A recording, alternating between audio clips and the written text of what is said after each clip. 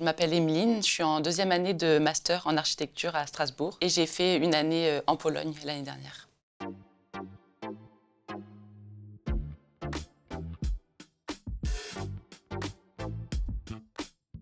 Le choix de l'architecture, je pense que c'était assez évident pour moi. Déjà primaire, collège, avec ma sœur, on s'amusait à recréer les plans de notre maison, à faire des petits dessins comme ça et donc ça a été assez évident, je me suis jamais trop posé de questions. La vie étudiante à l'ENSAS, c'est vrai qu'on n'est pas dans le campus, mais il se passe quand même pas mal de choses. Il y a pas mal de clubs, pas mal d'associations. Et voilà, il y a vraiment pas mal de choses à faire à l'école. Mon cours préféré, je pense que c'est le cours de projet, parce que c'est là qu'on va vraiment pouvoir mettre en pratique ce qu'on apprend. Et c'est là vraiment qu'on va pouvoir mêler le côté créatif et le côté technique. Et donc c'est vraiment le cours qui me passionne le plus. J'aime beaucoup le travail de Alvar Aalto. C'est un architecte, designer et urbaniste finlandais. Moi, j'aime bien le jeu qu'il a avec les formes et les matériaux. Il utilise aussi notamment beaucoup la brique et c'est ça que j'aime beaucoup.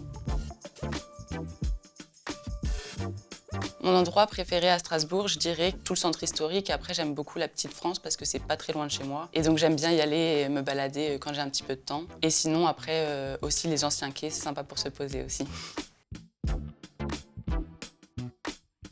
Mon année d'Erasmus, je l'ai faite en Pologne, à Cracovie, à l'école polytechnique. J'ai pas choisi la Pologne, c'est un peu la Pologne qui m'a choisie. À l'origine, je voulais partir ailleurs. Il y a eu différents problèmes et au final, on m'a proposé de partir en Pologne. Et donc, j'ai accepté la Pologne et depuis, je regrette pas du tout.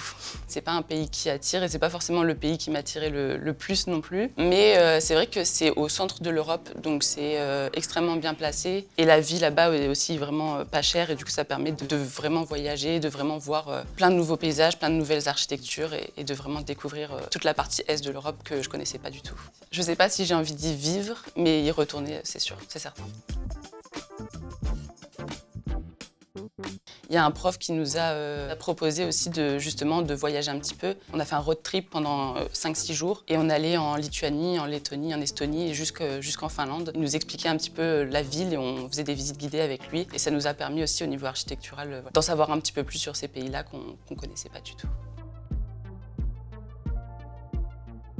Une cause qui me tient à cœur, ce serait la santé mentale des étudiants. Moi, quand j'ai commencé mes études, et encore un peu à l'heure actuelle, c'est vrai qu'il y a ces questions de charrette en école d'architecture qui commencent un petit peu à remonter et à être prises en considération. Une charrette, en fait, c'est quand on fait des nuits blanches pour travailler sur un projet. Ça peut durer une nuit, une semaine, ça dépend.